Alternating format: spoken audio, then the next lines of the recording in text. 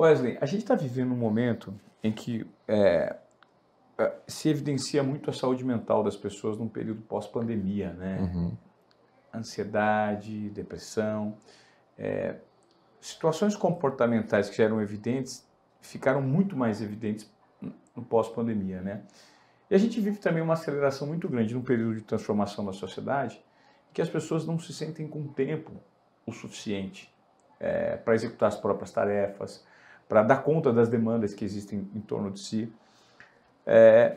Como hoje tentar lidar com essas dores que são inerentes a muitas pessoas, né? Por exemplo, a ansiedade. Muitas pessoas estão me perguntando aqui sobre ansiedade. Como lidar com a ansiedade? Essa pergunta foi inclusive da Lê Fu, que é minha parceira aqui no podcast, em tudo que a gente está construindo. Equilíbrio em tempo pós-pandemia. Como lidar com essa ansiedade, né? A ansiedade é muito complexa, né? Muito. Assim, pensa que são perguntas que daria para responder em vários níveis, né? Sim. Mas pensa assim, imagina que você coloca duas pessoas sentadas em uma mesa com peças de madeira em cima da mesa. Essas pessoas não estão se olhando, essas pessoas estão olhando para baixo, essas pessoas não estão conversando e não tem nada no ambiente botando a vida delas em risco e elas não estão se exercitando. Você não deu nada para elas de droga, nada. Você vai medir a frequência cardíaca dessas pessoas e está 160 batimentos por minuto. Aí você olha o que elas estão fazendo, jogando xadrez. Elas estão tendo uma resposta comportamental de um corredor. Cortisol, adrenalina, coração batendo, digestão parou, suando. Mas elas estão só pensando. Não existe nada acontecendo, não tem um músculo se movimentando. Elas só estão pensando. Então olha como hoje você nunca vai ver um cachorro, um chimpanzé ou um gato ansioso por isso. Claro. Eles vão ficar ansiosos se tiver um predador, se faltar comida, se estiver em perigo de algum risco, de alguma forma. Salvo isso, eles não vão ficar ansiosos. Então nós animais humanos, hoje nós desenvolvemos um nível de interação social complexo ao ponto da gente não ter. Isso é até um artigo que foi publicado esse ano por um pesquisador chamado... Opa, encerrou o vídeo. Bom, a nossa live caiu. A gente está fazendo a gravação de um podcast sobre obediência produtiva, um segundo episódio com Wesley Delonogari. E eu espero que você que está acompanhando esse conteúdo, não só ao vivo no Instagram, mas também aqui nos Obediência Produtiva, de forma gravada, seja no YouTube, no Spotify ou em qualquer outra plataforma de áudio. O meu pedido para você é que você compartilhe esse conteúdo, porque é só assim que a gente consegue democratizar mais informações, provocações e insights do que está sendo debatido aqui. E também siga o nosso canal, Desobediência Produtiva, no Instagram. Aqui, ative as notificações, se inscreva no nosso canal do YouTube para você receber mais conteúdos como esse que a gente está produzindo com Wesley Delonogari, que é de fato um cara fora da curva em tudo que fala relacionado à neurociência, né? Então, quanto mais conhecimento a gente tem sobre esse assunto, mais a gente pode adequar isso na prática para a nossa existência pessoal, profissional, enfim. A gente estava falando sobre ansiedade aqui com o pessoal da live e o quanto hoje o fato do ser humano ter essa característica de se debruçar sobre atitudes do pensar, exercitar o cérebro e que isso reverbera no corpo por meio dos batimentos cardíacos, de uma ação fisiológica muito acelerada, é diferente dos animais. Pensa assim, ó. Você dificilmente vai ver um pet seu estressado se ele não faltar comida, água, ou ele tiver em perigo, ou se ele não estiver em perigo. Outros animais, eles têm um mecanismo de resposta ao estresse, por incrível que pareça, semelhante ao nosso. Para você ter uma noção, Ivan, quando você fica estressado, um eixo se ativa no seu cérebro, chamado eixo hipotálamo pituitária adrenal. A adrenal é acima dos rins. Então, o hipotálamo e a pituitária são regiões do seu cérebro envolvidas com resposta ao estresse, liberam hormônios que lá no seu rim vai liberar cortisol, glicocorticoides, na sua suprarrenal, acima do rim. Pensa assim, uma ave, um anfíbio e qualquer outro mamífero, um réptil, tem a mesma resposta. Desencadeia a mesma resposta frente a uma situação estressante. Então, resposta ao estresse, eu estou falando de estresse porque neurobiologicamente estresse e ansiedade são semelhantes. A resposta química. Resposta ao estresse, é uma resposta comportamental altamente preservada no mundo animal. Os animais respondem a situações estressantes como nós. Nós respondemos como os animais. Porém, o animal humano desenvolveu uma região do cérebro chamada de córtex pré-frontal, que só nós temos desenvolvida nesse nível, nessa complexidade, que faz com que a gente consiga ativar essas regiões envolvidas com resposta ao estresse sem existir o estresse. Então, por exemplo, um cachorro, ele vai ficar com esse eixo ligado, um gato vai ficar com esse eixo ligado se você botar um cachorro muito bravo perto dele. Mas se você tirar o cachorro, ele não é capaz de pensar. Não, acabou. Ele não, no outro dia ele não vai ficar pensando, vai vir aquele cachorro aqui de novo. Acabou. O eixo de resposta ao estresse, ele é muito importante para a nossa existência. Desde que seja ligado em momentos específicos. Sim. Não pode ser sempre. Então, para o ser humano evoluir, para conseguir se adaptar, etc., é importante que esse eixo funcione.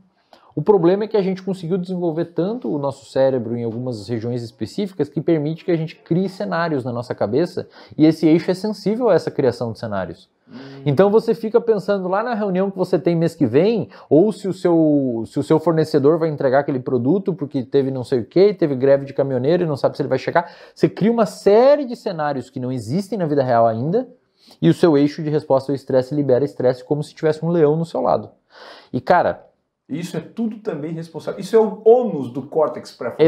Exato. Porque tem o bônus, que é a capacidade imaginativa de projetar histórias. E da gente tá transmitindo uma live aqui que estuda a criação do córtex pré-frontal. Bônus. E o ônus é você antecipar ou só que pensa assim, fantasiar. Só que pensa assim,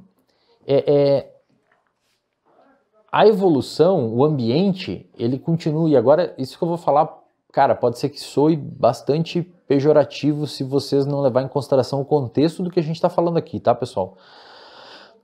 A gente construiu uma sociedade tão complexa que o nosso cérebro, ele meio que não conseguiu acompanhar. Vou te dar um exemplo. Hoje a gente tem luz artificial. Nunca na natureza existiu luz artificial. Um caçador... A luz artificial é 0,2% da história do homem na Terra. Sim. De 300 mil anos para atrás, a luz natural foi recente, pra caceta. Sim. Então o nosso cérebro ele não sabe lidar com luz natural à noite. A luz natural nunca teve à noite. Os caçadores-coletores, todos os outros animais, durante a noite o sol se punha e eles iam para suas cavernas lá, no máximo com uma fogueira, e dormiam. Hoje a gente tem o advento da luz natural, da luz artificial. Inclusive o advento das telas. Qual que é o problema que isso está gerando? Uma inundação de insônia. Porque o nosso cérebro não tem mecanismo para lidar com isso daqui, cara. Nunca antes existiu luz artificial para o animal humano. Então é um estímulo ambiental que o ambiente proporciona que nunca antes o nosso cérebro foi exposto. E a evolução do cérebro, ela demora para conseguir selecionar quem consegue... Talvez daqui a 20 mil anos, talvez daqui a 50 mil anos, a gente consiga... Porque hoje já tem umas pessoas, por exemplo, que tem uma variação genética, é muito raro, tá? Então você que está assistindo provavelmente não tem, embora você vá achar que tenha. Existem algumas pessoas que conseguem dormir 6 horas e não tem déficit. Um humano hoje precisa de 7 a 9 horas, um adulto, de sono ininterrupto. Existem alguns felizardos que dormem 6 horas porque eles têm uma alteração genética específica. Talvez essas pessoas com o tempo vão passando tanto esse gene para frente que daqui a 100 mil anos a gente tem um animal humano dormindo 6 horas por noite. Talvez, não sei. Então o nosso cérebro ainda não conseguiu se organizar frente a esses estímulos ambientais. Qual que é a resposta? A seleção natural está atuando, as pessoas estão dormindo mal, eventualmente morre, o cara dormiu mal pra caceta, de noite foi dirigir um carro, no outro dia se acidentou. O fato dele ter dormido mal levou ele a se acidentar e, portanto, ele não vai passar esse comportamento de dormir mal pra frente de alguma forma. Só que, deixa eu só concluir, senão minha cabeça vai explodir aqui com esses bagulho. Pensa assim, ó. Então um dos circuitos que a gente não tem desenvolvido para lidar com o ambiente que a gente vive hoje é o circuito do sono. Perfeito. Ou seja, o ambiente está engolindo isso. A gente não foi criado para ter luz artificial à noite nos nossos olhos. Ponto. E por isso que as pessoas precisam ter o hábito que querem dormir melhor, precisam estar num ambiente em que... Construir um ambiente que mimetize, exatamente. Perfeito. Segundo ponto. Os nossos sistemas dopaminérgicos nunca existiu tanto estímulo hiperdopaminérgico como existe no mundo de hoje os caçadores-coletores. Não existia videogame, não existia drogas. Rede social. Nunca... Cara, você pega um caçador-coletor na época lá de 100 mil anos atrás, 80 mil anos atrás, e dá um McDonald's pra ele, capaz de explodir a cabeça dele. É uma dopamina que ele nunca antes viu tanta caloria num lugar só. Então, nem os nossos sistemas de controle de apetite, nem os nossos sistemas de controle de impulso conseguiram acompanhar e... Vê se vocês estão me entendendo, pessoal que está aí assistindo. Os nossos sistemas de controle de apetite e os nossos sistemas de controle de impulso, eles não foram criados, entre aspas, ou em linguagem mais técnica, eles não foram selecionados num ambiente que tivesse tantos estímulos hiperdopaminérgicos do ponto de vista alimentar ou do ponto de vista comportamental como a gente tem hoje. Qual que é o resultado prático disso? Uma inundação de depressão e uma inundação de obesidade. Perfeito. Então a gente não tem um sistema para conseguir dar conta em sair na rua e ter 30 fast food hipercalóricos na nossa frente estimulando nós a consumir aquilo. A gente não tem um sistema pronto, é meio que covardia com a gente isso. Perfeito. É covardia com o nosso sistema, cara. É muito covardia. Porque é muito gostoso. Sim. E a propaganda faz a gente ir lá e consumir aquilo, e tem brinquedo para as crianças, e tem reforços em todo lugar. Então é muita covardia com o sistema. Você meio que consome aquilo porque era o que você poderia fazer. Ou seja, o ser humano avançou tanto tecnologicamente do ponto de vista do córtex pré-frontal que ele construiu ferramentas que está se esmagando. Que arrebentam o organismo. Exato. E o terceiro ponto, que a gente volta lá para sua pergunta, estou fechando o loop aqui, o estresse e a ansiedade. A gente criou um ambiente tão complexo que o nosso cérebro não foi criado para lidar com isso, cara. O nosso cérebro não foi criado para lidar com um ambiente de tantas variáveis a serem gerenciadas. Então esse eixo de resposta ao estresse que deveria... Imagina uma timeline da vida de um sujeito de 10 anos. Cara, num animal, esse eixo de resposta ao estresse vai ter vamos diminuir para 6 meses, fica mais fácil. 6 meses aqui. Cara, em 6 meses vai ter 1, 2 picos por mês. O bicho se assustou com alguma coisa, deu um pico. O seu gato em casa, o bicho passou fome, um dia que você, sei lá, saiu, ficou um pouco sem comida e explodiu o cortisol. Então fechou, deu comida e encerrou. O do humano, muitas vezes, ou é todo dia pico, de manhã tem no trânsito, meio-dia porque não sei o que, de tarde uma reunião com o chefe. O dia inteiro dando pico que não era para acontecer. E hoje a gente sabe que o estresse barra ansiedade é um dos principais fatores de risco para o desenvolvimento de depressão. Então qual que é a resposta de seleção natural frente a esse mundo hiperestimulante? Tem organismos que não aguentam. E esses organismos que não aguentam, deprimem. 100% das situações que geram ansiedade em você, você não viveu ainda. Você usou memórias, né? E nem vai viver. Você usou memórias do passado ou de comportamentos que existiram com pessoas que estão próximas a você, e você criou fragmentalmente um cenário na sua frente que vai acontecer aquilo com você, mas você não tem evidência alguma que aquilo vai acontecer com você. Então, a maior parte das circunstâncias que fazem você ficar ansioso ou estressado nem aconteceram ainda, mas você já responde dessa forma. Cara, eu vou te mostrar um gráfico, eu vou desenhar aqui, que é algo bem simples, que talvez isso se resuma num desenho de 3 círculos que eu vou fazer para você, e aí você me dá o seu ponto de vista sobre isso. Que é o seguinte, quer ver? Eu vou mostrar para você que está nos acompanhando. Você que está nas plataformas de áudio, eu não vou conseguir te mostrar, eu vou te fazer um pedido. Vá para o YouTube, para que a gente consiga mostrar para você o que está acontecendo. Você que está aqui no Instagram vai conseguir. É basicamente o seguinte, Wesley, ó. Esse primeiro círculo aqui é o círculo do que as pessoas acham, imaginam que pode acontecer. Esse segundo círculo aqui, ó, é um círculo que as pessoas, que de fato pode acontecer. De fato pode acontecer. E esse círculo menor aqui é o que a realidade de fato vai fazer. É isso, é perfeito. Então eu vou mostrar aqui, ó. O círculo maior é o que as pessoas imaginam que pode acontecer. O segundo menor é o que as pessoas, é o que de fato pode acontecer. E o menorzinho é o que realmente acontece. A grande maioria vive com a expectativa aqui, ó, lidando com essa consequência, né? Que é algo que nunca vai ser realizado, porque o nosso cérebro, o nosso córtex pré-frontal, de fato tem essa capacidade imaginativa de nos colocar no pior cenário. E cara, isso por vezes é isso aqui gera ansiedade. E gera ansiedade, mas por vezes isso olha que interessante, por vezes é bom. Porque se você, por exemplo, aí entra o estresse bom que eu gosto de falar. Uhum. Se você não tem nunca essa capacidade de viver ali na borda, você vai falar uma palestra para grandes empresas, para apresentar um trabalho na faculdade, alguma coisa, e você não vai gerar um... Tem momentos que é bom você se preparar para o pior cenário. Tipo, de fato, velho. Ninguém vai prestar atenção na minha fala lá, então eu tenho que me preparar aqui e fazer um negócio bonito e bem feito. Ou seja, o estresse foi adaptativo para você. Agora, cara, na maior parte das vezes você está criando um cenário que não existe e de forma alguma vai se concretizar na sua vida. E qual que é o problema, Ivan? Existe uma coisa no nosso cérebro, que eu já comentei acho que no episódio passado, chamado de neuroplasticidade. Perfeito. Quanto mais você vive naquela borda, mais o seu cérebro fica bom em viver naquela borda. Então aquelas memórias implícitas, os hábitos que a gente conversou, você consegue, eventualmente, se você repetir tanto esse comportamento, você cria o hábito de ser uma pessoa pessimista, estressada. É a pessoa que ela é muito boa em projetar cenários ruins. É uma pessoa excelente em projetar cenários ruins. E aí, com o tempo, você perpetua isso. É muito comum na clínica a gente ver isso. A pessoa, ela chega ansiosa, estressada, e quando não tem um engajamento ali, a gente não consegue alcançar uma remissão dos sintomas, ela começa a deprimir. Então, normalmente, a gente vê na clínica a ansiedade / estresse precede a depressão. Então, a pessoa vem muito estressada e de tão estressada ela começa a perder as forças e deprime. Putz. E hoje a gente cria um ambiente altamente estressogênico.